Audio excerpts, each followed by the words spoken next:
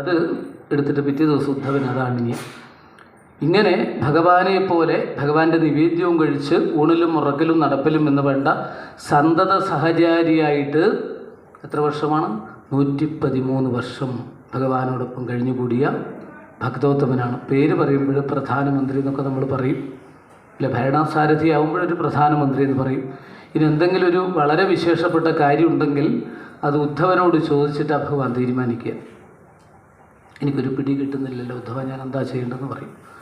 അപ്പോൾ ഇങ്ങനെ ഒന്ന് നോക്കിക്കൊണ്ട് പറയുക, എന്താ ഭഗവാൻ ഇത് എന്നെ എപ്പോഴും പരീക്ഷിക്കണമെന്ന് ചോദിക്കുമ്പോൾ എന്നാലും പറയും ഉദ്ധവ എന്ന് പറയുമ്പോൾ പറയും ഇങ്ങനെയാണെന്ന് പറയുമ്പോൾ പറയും ഇപ്പം എനിക്ക് ഓർമ്മ ഏതാണ് ഉദ്ധവനോട് ഞാൻ ചോദിക്കുന്നതെന്ന് പറയുന്നത്. അപ്പം ആ ഉദ്ധവനെ അംഗീകരിക്കുമെന്നാണ് പറഞ്ഞത്. ഇങ്ങനെ ഉള്ള കാരണം ഭഗവാനെക്കുറിച്ച് വേണ്ടതുപോലെ മനസ്സിലാക്കിയ പരമഭക്തൻ, അത് ഇതിന് യോഗ്യതയുണ്ട് ഈ ഉപദേശത്തിന്. അത് നമ്മൾ പറഞ്ഞു കഴിഞ്ഞാൽ എന്താ, ഈ 2 മാസക്കാലം ഭഗവാന്റെ സന്ദേശം അയക്കാൻ വേണ്ടിയിട്ട് മധുരയിൽ സ്ഥാനാരോഹണം നടന്നപ്പോൾ കംസവധമൊക്കെ കഴിഞ്ഞപ്പോൾ ഉദ്ധവനെയാണ് പറഞ്ഞയച്ചത് എവിടത്തേക്ക്? വൃന്ദാവനത്തിലേക്ക്. അന്ന് അവിടെ 2 മാസം കഴിഞ്ഞപ്പോൾ അവരുടെ കൃഷ്ണകഥാനുകീർത്തനം കേട്ടപ്പോൾ 3 മണിക്കും 2:45 എഴുന്നേറ്റിട്ട് ശ്രീകൃഷ്ണ ഗോവിന്ദ ഹരേ മുരാരേ നാഥ നാരായണ വാസുദേവ ഇങ്ങനെ പരിക്രമണമാണ്, വ്രജപരിക്രമണമാണ്. ഓരോയിടത്തും ഇങ്ങനെ സഞ്ചരിക്കുമ്പോൾ ഓരോരോ ആൾക്കാരിങ്ങനെ കൂട്ടമായിട്ട് ഈ നാമം ജപിച്ചിരിക്കും. നമ്മളൊക്കെ ഇങ്ങനെ അവിടെ പോയിട്ടുണ്ടെങ്കിൽ ഇങ്ങനെ ഉറങ്ങിയിട്ട് ഒരു 5 മണിക്ക് എണീക്കാമെന്ന് വിചാരിക്കുമ്പോഴേക്കും ഇതിങ്ങനെ കേട്ടിട്ട് 2:30 എഴുന്നേൽക്കേണ്ടി വരുന്നതാണ്. അങ്ങനെ ഒരു വല്ലാത്തൊരു അനുഭൂതിയിലേക്ക് എത്തിയപ്പോൾ ഉദ്ധവന് മനസ്സിലായതാണ് ഇവരെ സമാധാനിപ്പിക്കാനാണ് ഞാൻ വന്നിരിക്കുന്നത്. കൃഷ്ണൻ്റെ സന്ദേശം കൊടുത്ത് ഇവരെ സമാധാനിപ്പിക്കാൻ എന്നെ കൊണ്ട് പറ്റുമോ എന്നാണ് തോന്നിയത്. കാരണം ഇവരുടെ അവസ്ഥ വേറെയാണെന്ന് തോന്നിയപ്പോഴാണ് ഇനി ഇതെങ്കിലും ജന്മമുണ്ടെങ്കിൽ ഇവിടെ ഒരു പുൽക്കൊടിയായിട്ടോ കൊച്ചു ചെടിയായിട്ടോ ജനിക്കാൻ ഇടവരണേ എന്ന് പ്രാർത്ഥിച്ച് ഗോപികമാരെ പാദരേണുക്കളെ നമസ്കരിച്ചിട്ട് വന്ന യോഗ്യനാണ് ഉദ്ധവൻ ഇപ്പോഴും ഭഗവാനോടൊപ്പം പറയുന്നത്. ആ സമയത്ത് ഭഗവാൻ ഉദ്ധവനോട് പറഞ്ഞു, എന്നോടൊപ്പം വരേണ്ടതില്ല, സ്വധാമത്തിലേക്ക് അങ്ങ് വരണ്ട, ഇവിടെ തന്നെ ജീവിക്കൂ. അതായത് മുക്തനായിട്ട് ജീവിക്കാൻ പറ്റും. ബദ്ധൻ എന്ന് പറഞ്ഞു കഴിഞ്ഞാൽ പച്ചത്തേങ്ങ പോലെയാണ്, ഉടച്ചു കഴിഞ്ഞാൽ പൂളിയാലും കിട്ടില്ല ചിരവിയാലും കിട്ടില്ല, അതിങ്ങനെ ഒട്ടിപ്പിടിച്ചിട്ടുണ്ടാവും. എന്നാൽ കൊട്ടത്തേങ്ങയാണ് മുക്തൻ്റെ അവസ്ഥ എന്ന്. അത് ചിരട്ടക്കുള്ളിൽ തന്നെ ഉണ്ടാവുമെങ്കിലും ഇങ്ങനെ കുലുങ്ങിക്കൊണ്ടിരിക്കുമെങ്കിലും ഒന്നുമായിട്ട് ബന്ധമില്ലാതെ നിൽക്കുന്നില്ലേ, അടന്നു നിൽക്കുന്നില്ല, ആ ഒരു അവസ്ഥയിലാണ്. ഇതുപോലെ ആവണം എന്ന് പറഞ്ഞുകൊണ്ട് ഇപ്പം ഒരു വലിയ പ്രശ്നമുണ്ട് അങ്ങേക്ക്, എന്നെ പിരിഞ്ഞിരിക്കാൻ പറ്റാത്തത് കൊണ്ടാണ് എന്നെ കൂട്ടിക്കൊണ്ടുപോകണമെന്ന് പറഞ്ഞ് നിലവിളിക്കുന്നത് അല്ലേ, സ്വധാമനയമാമപി കൃഷ്ണ, എന്നെ കൈവടിയല്ലേ എന്ന് പറഞ്ഞ് നിലവിളിക്കുന്നത്. പക്ഷേ ഈ ബന്ധം നീ ഉപേക്ഷിക്കണം എന്നാണ് പറഞ്ഞത്. എന്ന് പറഞ്ഞാൽ എപ്പോഴും വിഗ്രഹത്തിൽ തന്നെ ഭഗവാനെ കണ്ടത് കൊണ്ട് കാര്യമില്ല. ആ വിഗ്രഹത്തിലുള്ള ഭഗവാൻ നമ്മുടെ ഹൃദയത്തിലേക്ക് നമ്മൾ ആവാഹിച്ചെടുത്തു കഴിഞ്ഞാൽ വിളിച്ചാൽ വരും എന്നാണ് പറഞ്ഞതിൻ്റെ അർത്ഥം. മനസ്സിലായല്ലോ? തൃച്ചംബരത്ത് അമ്പലത്തിന് അവിടെ ഒരു നാഷണൽ ഹൈവേ ഉണ്ട്, പൂക്കോത്ത് നടാന്ന് അവിടെ പറയാം. ആ പൂക്കോത്ത് ഇല്ലത്തിൻ്റെ തിരുമുറ്റായിരുന്നു അത്. എന്താ ഇങ്ങനെ വന്നത്? പറ്റുന്നത്ര ഈ അമ്മ എന്നും വെണ്ണയും പാലും എടുത്തിട്ട് കൊണ്ടുപോകും, പ്രാർത്ഥിക്കുകയൊക്കെ ചെയ്യും. വയ്യാത്ത സമയം വന്നു, അതിനിടയിൽ അസുഖമൊക്കെ വന്നു, ചികിത്സയൊക്കെ ഉണ്ടായിരുന്നു. പക്ഷെ അപ്പോഴൊക്കെ ഈ അമ്മ പ്രാർത്ഥിച്ചത് എനിക്ക് ആയുസ് തരണേ കൃഷ്ണ എന്നല്ല പ്രാർത്ഥിച്ചത്. ഇതെന്താ പ്രാർത്ഥിച്ചതെന്നറിയോ? ഈ വെണ്ണയും പാലും അവിടുത്തേക്ക് കൊണ്ടുതരാൻ എനിക്ക് പറ്റണേ എന്നാണ് പ്രാർത്ഥിച്ചത്. ആ പ്രാർത്ഥന രണ്ടല്ലേ, എനിക്ക് ആയുസ് തരണേ, എന്നെ രോഗം ഒന്നും പറഞ്ഞില്ല. എനിക്ക് ഇത്രയും നാളായിട്ട് ഒരു ഓട്ട് ഗ്ലാസ് ഉണ്ട്, അതിൽ പാലും വെണ്ണയും കൊണ്ട് കൊടുക്കും.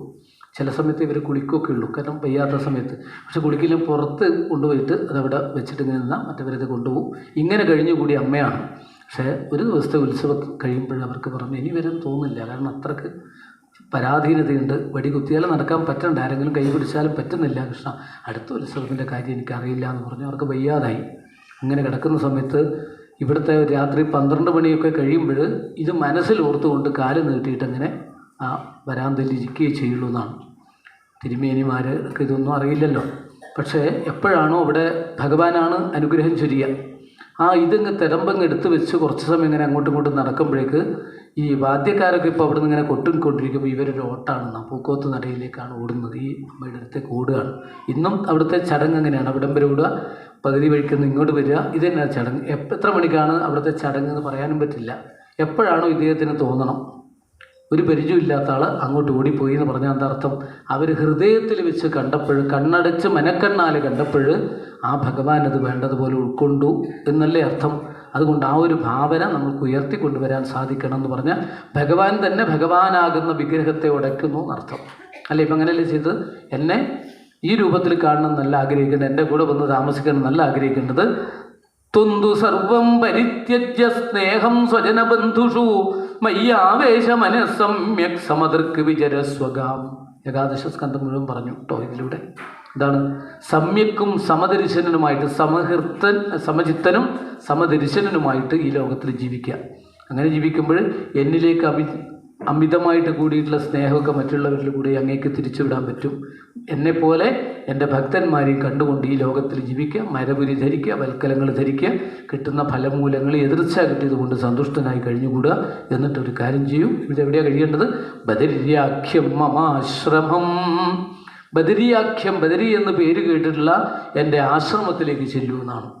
അവിടെ ബദരി ആശ്രമം അളകനന്ദയുടെ തീരത്ത് ഏതാണ്ട് ഒരു 11,000 അടി ഉയരത്തിൽ സ്ഥിതി ചെയ്യുന്ന ബദരി ആശ്രമത്തിലേക്ക് പോകാനാണ് ഉദ്ധവന് നിർദ്ദേശിച്ചത്. ഈ ലോകത്തിലുള്ള സകല ക്ഷേത്രങ്ങളിലും തൊഴുതാൽ കിട്ടുന്ന ഫലം ഒരു ക്ഷേത്രത്തിൽ തൊഴുതാൽ കിട്ടുമെങ്കിൽ അത് ബദരി നാരായണൻ്റെ സന്നിധിയാണെങ്കിൽ അവിടത്തേക്ക് ചെല്ലൂ എന്ന് പറയുകയാണ്.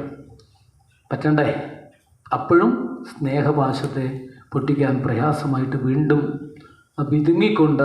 വിതുമ്പിക്കൊണ്ട് ഗദ്ഗത കണ്ഠനായിട്ട് അങ്ങനെ ഇരിക്കുന്ന സന്ദർഭത്തിലാണ് ഭഗവാൻ പറഞ്ഞു, ഒന്നും പരിഭ്രമിക്കേണ്ട, അവിടെ എത്തിക്കഴിഞ്ഞാൽ എല്ലാം മാറും അല്ലേ. അളകനന്ദയെ ദർശിച്ചാൽ മതി. അതിൽ ഇറങ്ങാൻ പറഞ്ഞിട്ടില്ല. ഇറങ്ങിക്കഴിഞ്ഞാൽ പിന്നെ എന്തെങ്കിലും പറ്റിയാൽ അറിയില്ല. അത് അവിടെ ദർശിച്ചാൽ മതി. എൻ്റെ പാദതീർത്ഥം ചൂടുവെള്ളമായിട്ടുണ്ടാവും എന്നാണ് പറഞ്ഞു. തന്മൽ പാദതീർത്ഥോദേ സ്നാനോപസ്പരിശനേ ശുചി. അവിടെ നിന്ന് സ്നാനമൊക്കെ ചെയ്ത് ശുചിയായിട്ട് എന്നെ ആശ്രയിച്ചുകൊണ്ട് ഇവിടെ കഴിഞ്ഞു കൂടിക്കൊള്ളൂ. ഈ ധർമ്മം ലോകത്തിൽ നിലനിർത്താൻ അങ്ങ് നാമം ജപിച്ചുകൊണ്ട് അവിടെ ഇരുന്നാൽ മതി എന്നാണ് പറഞ്ഞത്. എന്നിട്ടും പോകാൻ വിഷമായിട്ട് പൊട്ടിക്കരഞ്ഞുകൊണ്ട് ഭഗവാനെ അടിയനെ ഉപേക്ഷിക്കരുതേ എന്ന് വീണ്ടും പ്രാർത്ഥിക്കുന്ന സമയത്താണ് പരമാർത്ഥ തത്വം ഒന്നുകൂടി ഉപദേശിക്കുന്നത്. അത് ഉപദേശിച്ചതോടു കൂടിയിട്ട് കുറച്ചൊക്കെ മാറ്റം വന്നു. വീണ്ടും അതാ പൊട്ടിക്കരഞ്ഞുകൊണ്ട് നിറകണ്ണുകളോട് കൂടിയിട്ട് ഭഗവാന്റെ മുന്നിൽ നിൽക്കുന്നു. പ്രദക്ഷിണം ചെയ്ത് നമസ്കരിച്ചു വീണ്ടും. അപ്പോഴും പോകാൻ പറ്റുന്നില്ല. അപ്പോൾ ഭഗവാൻ പറഞ്ഞു, ഇതാ ഇതെടുത്തോളൂ എന്ന് പറഞ്ഞ് കാലും പിറകോട്ട് മാറ്റി ആ സ്വർണ്ണ മെതിയടികൾ എടുത്തോളൂന്ന് കൈകൊണ്ട് കാണിച്ചു. ആ സ്വർണ്ണ മെതിയടികൾ എടുത്തു, തൊട്ട് ഇങ്ങനെ ബന്ധിച്ചുകൊണ്ടെടുത്ത് ഉത്തരീയത്തിൽ പൊതിഞ്ഞ് ശിരസ്സിൽ വെച്ചു. ലോകത്തിലെ ആദ്യത്തെ ഇരുമുടിക്കെട്ട് എന്ന് പറയുന്നത് അതാണ് കേട്ടോ. ശിരസ്സിൽ ഇങ്ങനെ വെച്ച് അങ്ങനെ കൃഷ്ണമന്ത്രം ജപിച്ചുകൊണ്ട് തൊഴുതു നിന്നു. ഒരിക്കൽ കൂടി കേശാദിപാദം പാദാദികേശം ഹൃദയത്തിലേക്ക് ഇങ്ങനെ ഭഗവാനെ ആവാഹിച്ചെടുത്തു.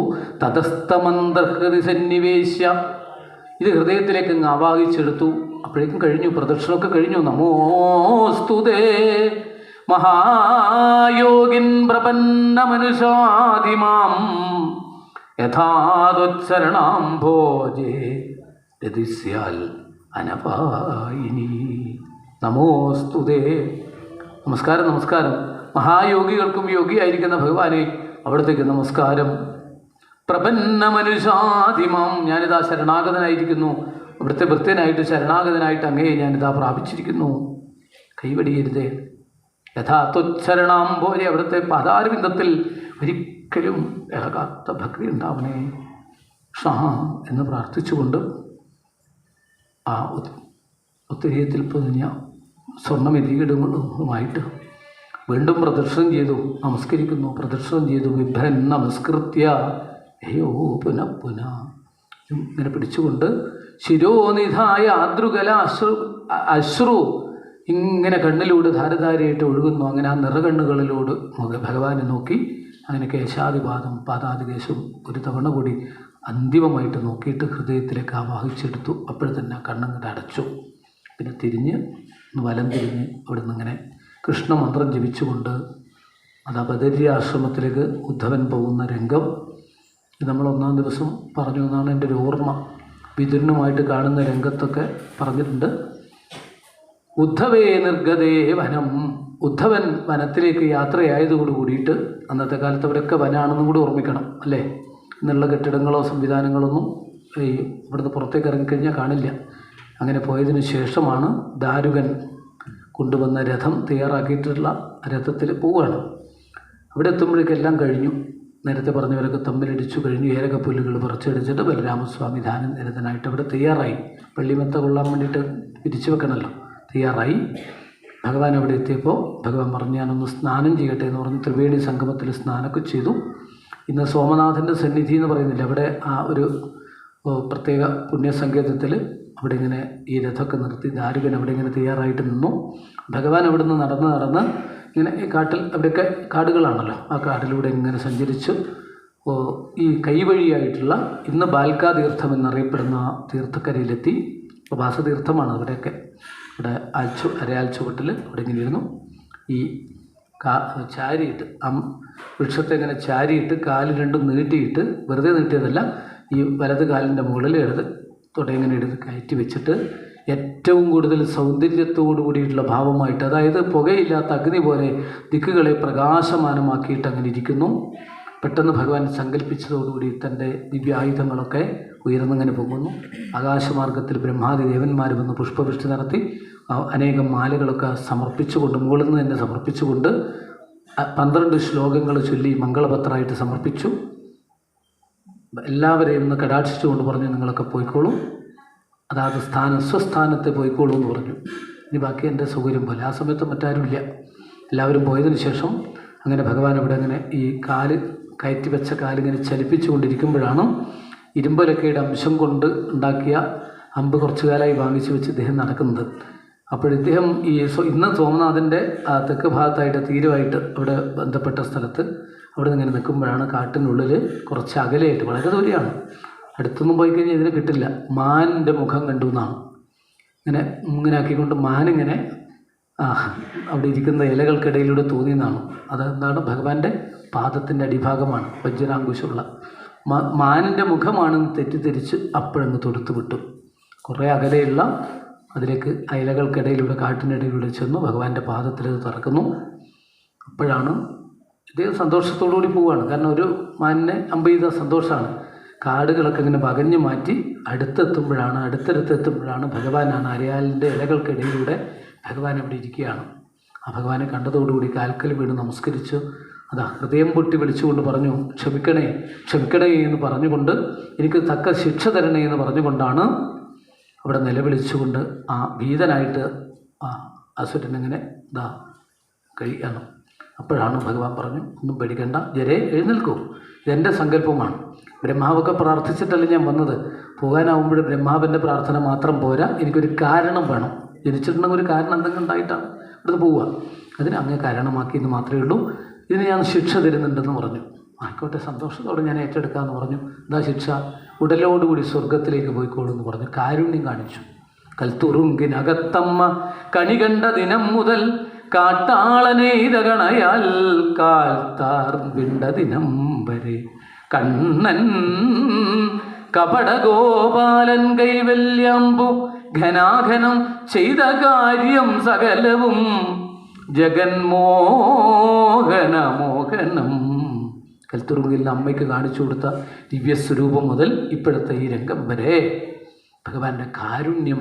താൻ ദുഃഖം അനുഭവിച്ചു 125 ദീപവത്സരക്കാലം മറ്റുള്ളവർക്ക് മുഴുവനും ശാന്തിയും സമാധാനവും കൊടുത്ത കൃഷ്ണചരിതം പഠിക്കട്ടെ പാരിലെ സർവമർത്യരും ഭാരതീയർ വിശേഷിച്ചും, എന്നാലെല്ലാം ലഭിച്ചിടും. ഭഗവാന്റെ കഥകൾ സാധാരണക്കാർക്ക് മധുരമാണ്, ബുദ്ധിയുള്ളവർക്ക് ആലോചനാമൃതം. ബാലൻ മുതൽ വൃദ്ധൻ വരെ എന്ന് പറഞ്ഞാൽ ആബാലവൃദ്ധം ജനങ്ങൾക്കും മുക്തനും ബദ്ധനും എന്നാണ്. യോഗീശ്വരന്മാരെന്ന് പറഞ്ഞാൽ ഇതൊന്നും വേണ്ടാത്തവരാണ്, മുക്തന്മാരാണ് അല്ലേ. എല്ലാം ഏതോ അവസ്ഥയിലെത്തിയിട്ടുള്ളത്. കൃഷ്ണനുമില്ല വിഗ്രഹമില്ല എന്ന് പറയുന്നവരാണ്. പക്ഷെ അവരും ആഗ്രഹിക്കുന്നത് ത്വതങ്കേഷു അധിക സുമധുരം മുക്തിഭാജാം നിവാസോ ഭക്താനാം കാമവൽഷദ്യുതരുകിസലയം നാഥ തേ പാദമൂലം എന്നാണ് ആഗ്രഹിക്കുന്നത്. ആ ഭഗവാൻ പെട്ടെന്ന് ജരയെ കൂടി പറഞ്ഞയച്ചതോട് കൂടിയിട്ട് 2 സങ്കല്പങ്ങൾ പൂർത്തീകരിച്ചു. എല്ലാ കർമ്മങ്ങളും പൂർത്തീകരിച്ചു. ഭഗവാൻ തൻ്റെ സ്വരൂപത്തെ മറച്ചു വെക്കുകയാണ്. ഇതിൽ ആ വാങ്മയീ സ്വരൂപമാക്കിയിട്ട് ഭാഗവതത്തിലേക്ക് ലയിപ്പിച്ചു. ആ ഭഗവത് ചൈതന്യം അങ്ങനെ തന്നെ അങ്ങോട്ട് മറഞ്ഞു നിൽക്കുകയാണ്. മറഞ്ഞു നിൽക്കുക എന്ന് പറഞ്ഞാൽ ഒരു രംഗത്ത് നടൻ വന്നിട്ട് നടനം ചെയ്താൽ അടുത്ത രംഗത്ത് വരണമെങ്കിൽ എന്താ പിറകിൽ മാറി നിൽക്കുകയുള്ളൂ, കാണാതെ മാറി നിൽക്കും അല്ലേ, അണിയറയിൽ. ഇതുപോലെ നമ്മൾ കൃഷ്ണ കാരുണ്യസിന്ധോ എന്ന് ഹൃദയം പൊട്ടി വിളിച്ചാൽ ഓടി വന്ന് അനുഗ്രഹിക്കുന്നതിന് വേണ്ടി മാറി നിൽക്കുന്നത് പോലെ ആ ഭഗവാൻ മാറി നിൽക്കുന്ന രംഗം, അതാണ് ലോകാഭിരാമം സ്വതനും ധാരണാധ്യാനമംഗളം യോഗധാരയാഗ്നേയാദഗ്ധ്വാ ധാമാവിശൽ സ്വകം. അന്നു മുതൽ ശ്രീമദ് ഭാഗവതം പ്രത്യക്ഷ കൃഷ്ണ സ്വരൂപമായി 335 അധ്യായങ്ങൾ, 18,000 ഗ്രന്ഥങ്ങളെന്ന് പറഞ്ഞാൽ ശ്ലോകങ്ങൾ അനുഷ്ഠുപ്പ് വൃത്തത്തിലുള്ള ശ്ലോകങ്ങളായിട്ട് വരും. അങ്ങനെയുള്ളത് 12 സ്കന്ധങ്ങളോട് കൂടിയിട്ടുള്ള ഭാഗവതം ശ്രേഷ്ഠമാണ്. എത്ര ദിവസം പറഞ്ഞാലും വായിച്ചാലും തീരാത്ത ഭാഗവതത്തെ നമ്മൾ ഒരു അടുക്കും ചിട്ടയോടുകൂടി പരീക്ഷത്തിന് ഉപദേശിച്ച സമ്പ്രദായത്തിൽ സപ്താഹമായിട്ട് ഇതാ ഈ 6.5 ദിവസം കൊണ്ട്, ഇന്നത്തെ ദിവസം ആയതുകൊണ്ട് 7 ദിവസം എന്ന് പറയാം, അങ്ങനെ നമ്മളിതവിടെ സമർപ്പിക്കാനുള്ള ഘട്ടത്തിലേക്ക് എത്തി. 7 ദിവസങ്ങളിലായിട്ട് വായിക്കുകയും അനുസ്മരിക്കുകയും ഒക്കെ ചെയ്ത കഥാഭാഗങ്ങൾ, അനുസ്മരിച്ചതെല്ലാം എന്നല്ല പറഞ്ഞിട്ട് വായിച്ചതെല്ലാം കേട്ടോ, നമുക്കെല്ലാം പറ്റില്ല എന്ന് പറഞ്ഞിട്ടുണ്ട്. ഈ ഭാഗവതത്തിൽ പറഞ്ഞു തന്നിരിക്കുന്നതിൻ്റെ സാരത്തിൻ്റെ 2% അല്ലെങ്കിൽ 2.5% നമ്മൾ ഇത്രയും പരമാവധി സമയമെടുത്ത് കഥകൾ പറഞ്ഞാലും കേൾപ്പിച്ചാലും സാധിക്കുക. അത്ര ശ്രേഷ്ഠമായിട്ടുള്ള ഭാഗവതം മാർക്കണ്ഡേയ ചരിതത്തോടു കൂടിയിട്ട് ഇവിടെ സമർപ്പിച്ചു. പിന്നീട് ഒരു അധ്യായത്തിൽ ഭഗവാന്റെ വിഭൂതിയെക്കുറിച്ച് പറഞ്ഞു. ഇനി ഇതാ 12ാമത്തെ സ്കന്ധം, അതിൽ 12ാമത്തെ അധ്യായം എന്ന് പറയുന്നതാണ് ഏറ്റവും വിശേഷപ്പെട്ടതെന്ന് പറഞ്ഞു. 12 സ്കന്ധം 12 അധ്യായം, അതിന് വലിയൊരു പ്രസക്തിയുള്ളതാണ്. പലർക്കും, ഞാനിങ്ങനെ പറയുന്നത് മാത്രമേ ഉള്ളൂ, പലർക്കും അതൊക്കെ ഹൃദിസ്ഥാണ്. ഇവിടെയുള്ളവർക്കൊക്കെ പലർക്കും അത് ഹൃദിസ്ഥാണ്. കാരണം കാലാകാലങ്ങളായിട്ട് അങ്ങനെ ചെയ്യുന്നവരുണ്ട്. കാരണം അത് ജപിച്ച് നമ്മൾ ഏതെങ്കിലും ഒരു അമ്പലത്തിലെത്തിക്കഴിഞ്ഞ് സഹസ്രനാമം ജപിക്കുന്നത് പോലെ ഒന്നുകൂടെയല്ല. ഭാഗവതം മുഴുവനും ഒന്ന് പുഷ്പാഞ്ജലി ചെയ്ത ഫലം കിട്ടും സംഗ്രഹാധ്യായം വായിച്ചാൽ കുറച്ച് സമയം കൊണ്ട്. അപ്പോൾ നമ്മൾ സംഗ്രഹാധ്യായം വായിക്കുമ്പോൾ 334ാമത്തെ അധ്യായമാണ് ഇനി ആവുക. പിന്നെ ഒരു അധ്യായം സമർപ്പണം. ഇത്രയാണുള്ളത്. ഈ കഴിഞ്ഞ 24-ാം തീയതി ഇവിടെ ആരംഭിച്ച് ഇന്ന് നമ്മൾ ഈ രാധാഷ്ടമി എന്ന പുണ്യസുദിനത്തിൽ സമർപ്പിക്കാൻ ഇടവന്നു. അതിനിടയിൽ എത്രയൊക്കെയോ വിശേഷപ്പെട്ട മുഹൂർത്തങ്ങൾ ഉണ്ടായിരുന്നു. ഞാൻ പ്രത്യേകിച്ച് പറയാത്തത് കൊണ്ടാണ്. ഒന്ന് നിങ്ങൾക്കൊക്കെ അറിയുന്നതായതുകൊണ്ട് പിന്നെ പറയാനില്ല. വിനായക ചതുർത്ഥി, ഗണേശ ചതുർത്ഥി എന്നൊക്കെ പറഞ്ഞ് അതൊക്കെ കഴിഞ്ഞു അല്ലേ. അങ്ങനെയൊക്കെയുള്ള ഒരു പുണ്യസുദിനങ്ങൾ പലതും കഴിഞ്ഞുകൊണ്ട് ചിങ്ങമാസയെ, ആ ചിങ്ങമാസം വെറുതെ അല്ല, പൂന്താനം പറയുക ചൊൽക്കൊള്ളും ചിങ്ങമാസേ, മറ്റൊരു മാസത്തിന് ഇത് പറയാറില്ല. അതുകൊണ്ട് ഭഗവാൻ അവതരിച്ച മാസമായതുകൊണ്ടാണ് അല്ലേ. ഇപ്പോൾ ഭാദ്രപദം അങ്ങനെയുള്ള വിശേഷം ഒക്കെ ഉള്ളതാണ് ഉത്തരേന്ത്യയിലൊക്കെ. അങ്ങനെയുള്ള ഈ വിശേഷപ്പെട്ട സുദിനത്തിൽ നമ്മളിതാ അയ്യപ്പസ്വാമിയുടെ പാതാരബിന്ദത്തിൽ ഇങ്ങനെ സമർപ്പിക്കുക. മുമ്പ് കാലത്ത് അവിടെ തന്നെ ചെയ്തു എന്നാണ് പറഞ്ഞത് അല്ലേ, അങ്ങനെയല്ലേ കേട്ടത് ഞാൻ അല്ലേ. അവിടെ തന്നെ ചെയ്തുകൊണ്ടിരുന്നു. പക്ഷെ നമുക്കിപ്പോൾ സൗകര്യമാക്കി തന്നു അയ്യപ്പസ്വാമി, അവിടുന്ന് മതി, പ്രശ്നമില്ല, സുഖമായിട്ടിരുന്ന് കേൾക്കൂ എന്നുള്ള ഭാവത്തിൽ നമ്മളൊക്കെ കുറച്ച് പരിശ്രമിച്ചു. നമ്മൾക്ക് നിമിത്തം മാത്രം, ചട്ടുകം മാത്രമാണ് അല്ലേ. ചട്ടുകം മാത്രം ഉണ്ടായിട്ട് ഇങ്ങനെ തുഴയാനൊന്നും പറ്റില്ലല്ലോ. നമ്മൾ തുഴഞ്ഞാലും മുന്നോട്ട് പോകണമെങ്കിൽ ഭഗവാന്റെ കാരുണ്യം വേണം. ആ കാരുണ്യം പൂർണ്ണമായിട്ടുണ്ടാവണമെന്ന് പ്രാർത്ഥിക്കുന്നു. ഇതിനെ ആരൊക്കെയാണോ ഏതൊക്കെ തരത്തിലാണോ ഉത്സാഹിച്ചത് അവർക്കൊക്കെ ശ്രീ ഗുരുവായൂരപ്പൻ്റെ അമ്പാടിക്കണ്ണൻ്റെ അനുഗ്രഹം ഉണ്ടാവണമെന്ന് പ്രാർത്ഥിക്കുന്നു. ഒറ്റവാക്കിൽ നന്ദി രേഖപ്പെടുത്തലും നമ്മൾ പതിവില്ലാത്തതുകൊണ്ട് ഇത് യജ്ഞമല്ലേ. ഇവിടെ എന്താ വേണ്ടത്? അനുഗ്രഹമായിട്ടാണ് വേണ്ടത്. അത് അനുഗ്രഹം എന്ന് പറഞ്ഞാൽ നമുക്കിപ്പോൾ ഇവിടുന്ന് വാക്കുകളിലൂടെ അത് പറഞ്ഞു കഴിഞ്ഞാൽ അത് ഭഗവാൻ ഏറ്റെടുക്കും എന്നുള്ള വിശ്വാസത്തിലാണ് പറയുന്നത്.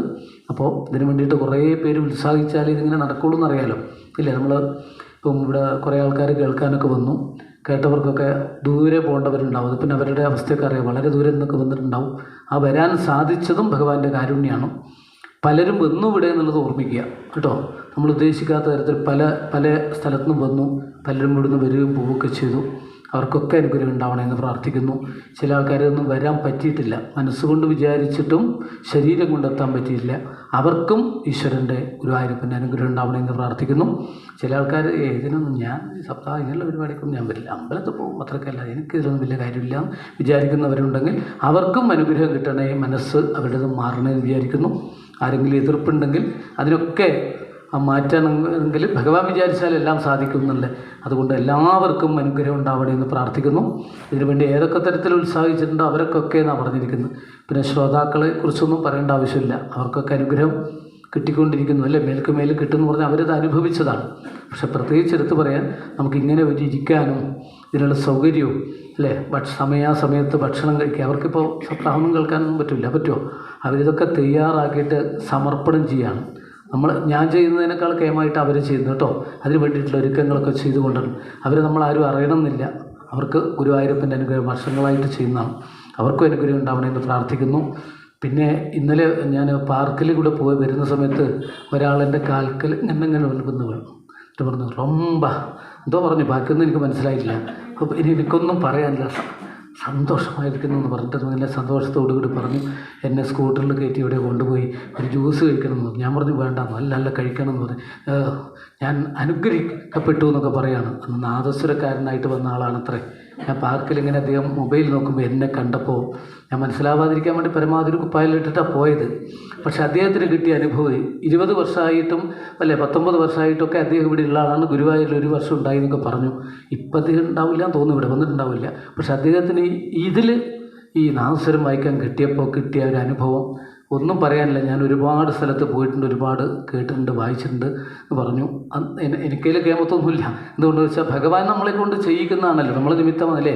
എന്തെങ്കിലും നേരെയായിട്ടുണ്ടെങ്കിൽ അതാണ് ഭാഗവത സ്വരൂപിയായ ഭഗവാന്റെ അനുഗ്രഹം എന്ന് മാത്രം ഞാൻ എപ്പോഴും പറഞ്ഞു. എന്നിട്ട് പറഞ്ഞു അല്ല ഞാൻ കൂട്ടിക്കൊണ്ടുപോകാമെന്നു. പിന്നെ എന്താ പറയുന്നത്, ഞാൻ നടക്കാനാണ് വന്നതെന്ന് പറഞ്ഞു. ഞാനിങ്ങനെ ഒന്ന് കുറച്ച് നടക്കട്ടെ എന്ന് വിചാരിച്ചിട്ട് വന്നതാണ്. അപ്പോൾ ഇദ്ദേഹം പറഞ്ഞു ഞാൻ കൊണ്ടുപോയിട്ട് അയ്യപ്പ ഭവനിൽ എത്തിക്കാമെന്ന്. ഞാൻ പറഞ്ഞു വേണ്ടാന്ന് പറഞ്ഞു. ഇല്ല പറ്റില്ല എന്ന് പറഞ്ഞു. അവസാനം കൊണ്ടുവിടാമെന്ന് പറഞ്ഞു. കുറച്ച് കഴിയുമ്പോൾ ഒരു സ്ഥലത്ത് നിർത്തിയിട്ട് പറഞ്ഞു ഇതാ ഒരു ആപ്പിളിൻ്റെ ജ്യൂസ് എങ്കിലും കഴിക്കണം, എനിക്കത് ഇതൊന്നും പറയാനില്ല എന്ന് പറഞ്ഞാൽ ഒരു അനുഭവം ഉണ്ടായിട്ടുണ്ട് എന്ന് പറഞ്ഞാൽ എന്താ അർത്ഥം? അവർക്കും അനുഗ്രഹം അവർ കിട്ടിയെന്നല്ലേ, സന്തോഷമായിട്ട് അനുഗ്രഹം കിട്ടിയെന്ന് അവരൊക്കെ വന്നിട്ട് പോയിട്ടുണ്ടാവും. പക്ഷെ ഇങ്ങനെ ഇതുമായിട്ട് ബന്ധപ്പെട്ടവർ ഞാൻ എന്നെ ആരെങ്കിലും വിട്ടുപോയിട്ടുണ്ടെങ്കിൽ എല്ലാവർക്കും ഗുരുവായൂരപ്പൻ്റെ അനുഗ്രഹം ഉണ്ടാവട്ടെ എന്ന് പ്രാർത്ഥിക്കുകയാണ്. ആ അനുഗ്രഹം മേൽക്കുമേലുണ്ടാവട്ടെ എന്ന് പ്രാർത്ഥിച്ചുകൊണ്ട് ഇവിടെ നമുക്ക് സംഗ്രഹാധ്യായം വായിച്ച് സമർപ്പിക്കാം. ശ്രീകൃഷ്ണായ നമോ നമഃ. ഹരി ഓം തത്സൽ. അഥ 12-ഓധ്യായ. സൂത ഉവാച നമോ ധർമായ മഹരേ നമ കൃഷ്ണായ വേതസേ ബ്രാഹ്മണേഭ്യോ നമസ്കൃത്യ ധർമാൻ വക്ഷേ സനാതനാൻ ഏതദ്വക്കഥിതം വിപ്രാ വിഷ്ണോശ്ചരിതമത്ഭുതം ഭവദ്ഭിരതകം പൃഷ്ടോ നരാണാം പുരുഷോജിതം അത്ര സങ്കീർത്തിത സാക്ഷാൽ സർവപാപഹരോ ഹരി നാരായണോ ഋഷികേശോ ഭഗവാൻ സത്വതാംബരി അത്ര ബ്രഹ്മപരം ഗുഹ്യം ജഗതപ്രഭമാപ്യം ജ്ഞാനം ചതുവാഖ്യാനം പ്രോക്തം വിജ്ഞാന സംയുതം ഭക്തിയോഗസമാഖ്യാതോ വൈരാഗ്യം ച തദാശ്രയം പാരീക്ഷിതമുപാഖ്യാനം നാരദാഖ്യാനമേവ പ്രായോപവേശോ രാജർഷേർ വിപ്രശാപാൽ പരീക്ഷിത ശുഖസ്യ ബ്രഹ്മർഷഭസ്യ സംവാദശ്ച പരീക്ഷിത യോഗധാരണയോൽക്രാന്തി സംവാദോ നാരദാര്യോ അവതാരാനി ഗീതം ച സർഗപ്രാധാനികോഗ്രത വിദുരോദ്ധവ സംവാദ ക്ഷത്രമൈത്രയോസ്തത പുരാണ സംവിധാ പ്രശ്നോ മഹാപുരുഷ സംസ്ഥിതി തതപ്രാകൃതിക സർഗ സപ്ത വൈകൃതികാശ്ചേതോ ബ്രഹ്മാണ്ഡ സംഭൂതിർവൈരാജപുരുഷോ യഥാ കാലസ്യ സ്ഥൂലസൂക്ഷ്മസ്യ ഗതിപദ്മസമുദ്ഭവ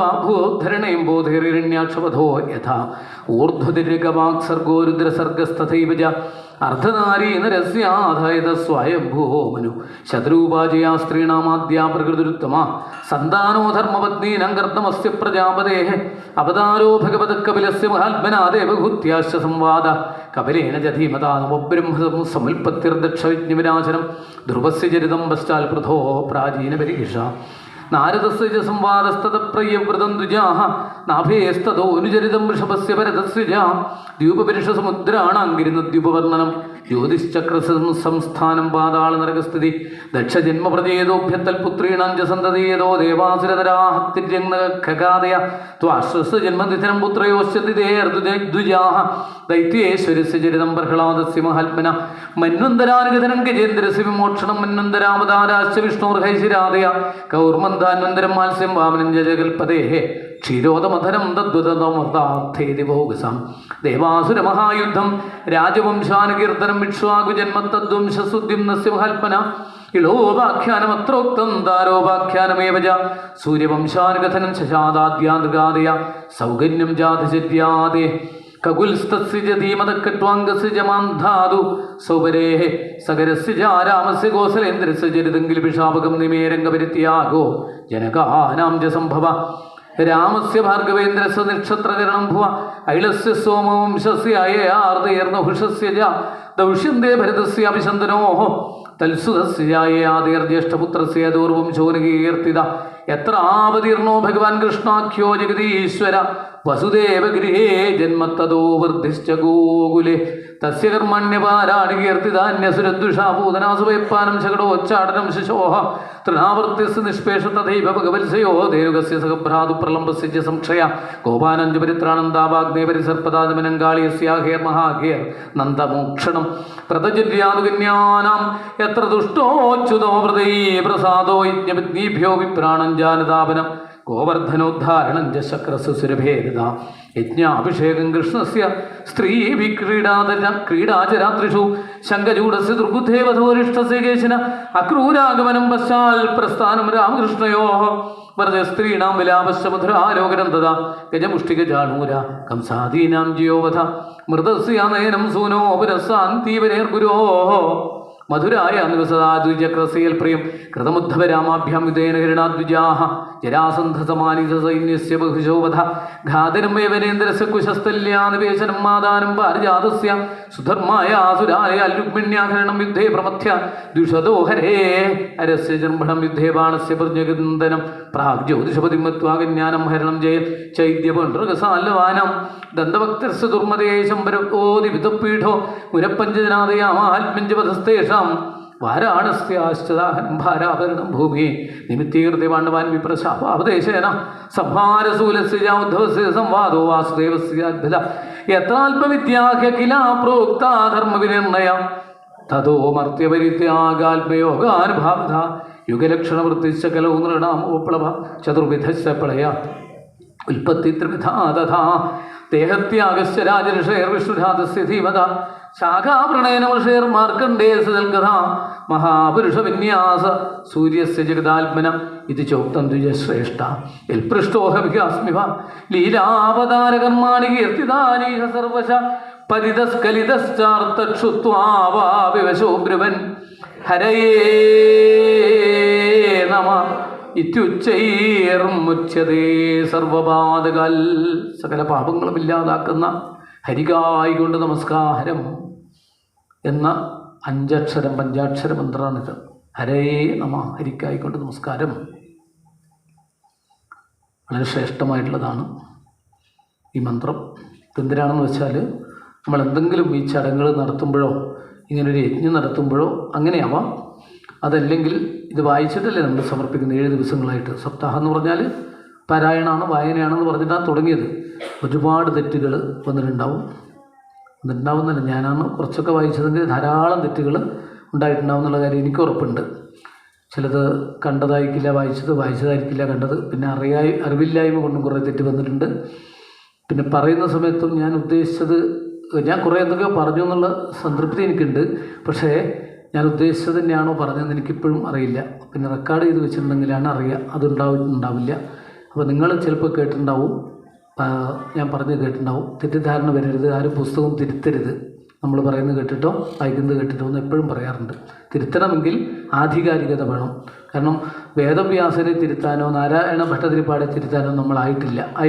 ഇല്ല. അപ്പോൾ ഞാൻ ഉദ്ദേശിച്ചത് എന്തായിരിക്കാം, ചിലപ്പോൾ എൻ്റെ പുസ്തകത്തിലുള്ള മിസ്റ്റേക്ക് ആയിരിക്കാം, ചിലത് മുഴുവൻ അങ്ങനെ കുറ്റം പറയുന്നില്ല, കുറച്ച് എൻ്റെ തെറ്റായിരിക്കാം.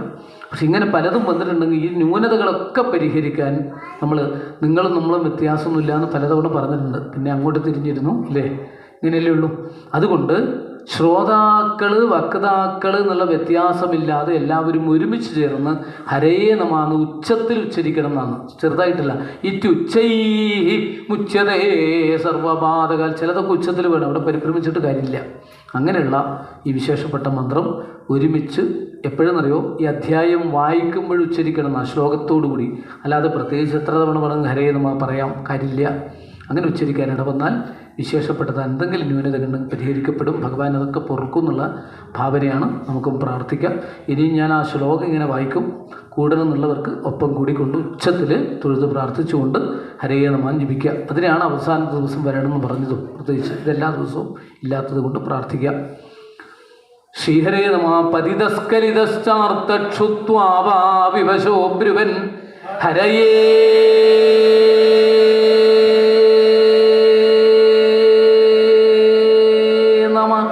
ഇത്യുച്ചൈർമുച്യതേ സർവപാതകൽ. വീണ്ടും പതിതസ്കലിതശ്ചാർത്ത ക്ഷുത്വാവാവിവശോ ബ്രുവൻ ഹരയേ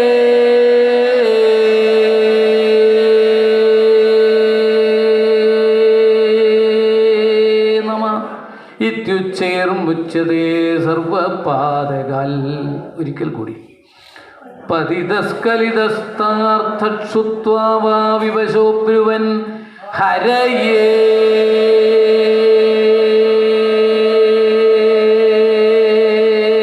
നമ ഇത്യുച്ചൈർമുച്യതേ സർവപാദകാൽ. സങ്കീർത്യമാനോ ഭഗവാനനന്ദശ്രുതാനുഭാവോ വ്യസനം ഹി പുംസാം പ്രവിശ്യചിത്തം വിധിനോത്യശേഷം യഥാതമർഗോ ഭ്രവിവാദിവാദ വൃഷാഗിരസ്ഥാഹ്യസതീരസൽക്കഥാ ന കഥ്യതേ യദ്ഭഗവാനധോക്ഷജ തദേവ സത്യം തദ്ഹൈവ മംഗളം തദേവ പുണ്യം ഭഗവത് ഗുണോദയം തദേവ രമ്യം രുചിരം നവം നവം തദേവ ശശ്വന്മനസോ മഹോത്സവം തദേവ ശോകർണവശോഷണം നൃണാം യദുത്തമശ്ലോകയശോനുഗീയതേ നതദ്വജശ്ചിത്രപദം ഹരേരജ യശോ ജഗൽപവിത്രം പ്രഗൃണീതഗർഹിജൽ തദ്വാംക്ഷതീർത്ഥം നദുകം സദേവിതം യത്രാച്യുതത്തത്ര സാധവോമലാഹ സവാഗ്വിസർഗോ ജനതാഖസംപ്ലവോ യസ്മിൻ പ്രതിശ്ലോകമബദ്ധഭക്തിവി നാമാന്യനന്തശേഷോങ്കിതാനിയൽ ശൃണ്വന്തി ഗായന്തി ഗണന്തി സാധവാ നൈഷ്കർമ്മ്യമപ്യച്യുതഭാവവർജിതം ന ശോഭതേ ജ്ഞാനമരം നിരഞ്ജനം കുതപ്പുന ശശ്വതഭദ്രമീശ്വരേ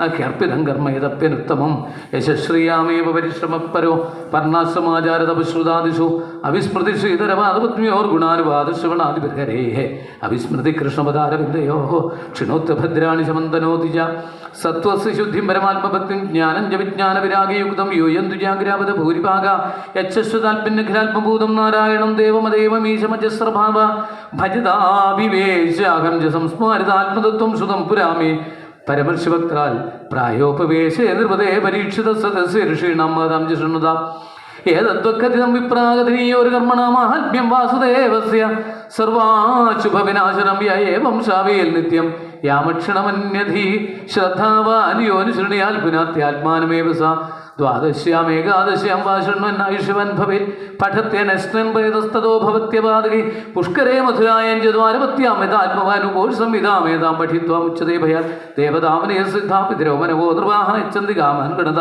ശൃണ്വതോ യസ്യ കീർത്തനാൻ ഋജോയുംഷി സാമാനിദ്വിജോധീത്യാനുബിന്ദതേ മധുകുല്യാ ഘൃതകുല്യാ വയക്കുല്യാശതൽഫലം പുരാണ സംവിധാമേതാമധീത്യ പ്രേതോദ്വിജാ പ്രോക്തം ഭഗവതായത്തു തൽപദം വരമം വ്രജിൽ വിപ്രോധീത്യ അഗ്നിയാൽ പ്രജ്ഞാം രാജന്യോദതി മേഖലാം വൈശ്യോ നിധിപതിത്വം ജ ശൂദ്രശുദ്ധ്യേതപാതകാൽ കരിമല സംഹതികാലനോഖിലേശോ ഹരിജിതരത്ര ഗീയദേഹ്യഭിക്ഷം മികതു പുനർഭഗവാനശേഷമൂർത്തി പരിപഠിതോനുപദം കഥാപ്രസംഗൈ തമഹമജമനന്തമാത്മതത്വം ജഗതുദയസ്ഥിതി സംയമാത്മശക്തിം ദ്വിപതിരജശങ്കരശങ്കരാദ്യർ ദുരവസിതസ്തവമച്യുതം നദോസ്മി ഉപചിത നവശക്തിഭിസ്വാത്മൻ ഉപരചിതസ്ഥിരജംഗമാലയായ ഭഗവത ഉപലബ്ധിമാത്രധാംനേ സുരക്ഷമായ നമസ്സനാതനായ സ്വസുഖനിവൃതേതസ്തദ്വിതസ്താന്യഭാവോപി അജിതരുചിരലീലാകൃഷ്ണസാരസ്തദീയം വ്യതനുതകൃപയായസ്തത്വദീപം പുരാണം തമഖിലവൃതിനഗ്നം വ്യാസസൂനും നതോസ്മി ഹരി. ഓം തത്സലിതി. ശ്രീമദ്ഭാഗവതേ മഹാപുരാണേ പാരമംസ്യാം സംഹിതായാം ദ്വാദശസ്കന്ധേ ദ്വാദശസ്കന്ധാർത്ഥനിരൂപണം നാമ ദ്വാദശോധ്യായ. സർവത്ര ഗോവിന്ദനാമ സങ്കീർത്തനം. ഗോവിന്ദ ഗോവിന്ദ. ശ്രീഹരേ നാരായണ. ശ്രീ ഗുരുവായൂരപ്പ ശരണം. 335 അധ്യായമാണ് സമർപ്പണം. ഭാഗവതം സമർപ്പിക്കുക എന്ന് പറഞ്ഞാൽ ഒരു സമ്പ്രദായം ഇല്ല. എന്ന് പറഞ്ഞാൽ ഒരു ഭാഗവതം സമർപ്പിക്കുക. കുറച്ച് നാൾ ഞാൻ വായിച്ചു, നിങ്ങൾ സമർപ്പിച്ചു, അങ്ങനെയൊന്നും വേണ്ട. പറ്റുന്നെങ്കിൽ വായിക്കുക, അല്ലെങ്കിൽ വേണ്ട നോക്കാം. പറഞ്ഞ് മനസ്സിലായല്ലോ. അത് സമർപ്പിക്കാൻ പറ്റില്ല ആർക്കും. പറ്റുമോ? ആലയെന്ന് ആദ്യം പറഞ്ഞിട്ട് ഇപ്പോൾ പറ്റുമോ?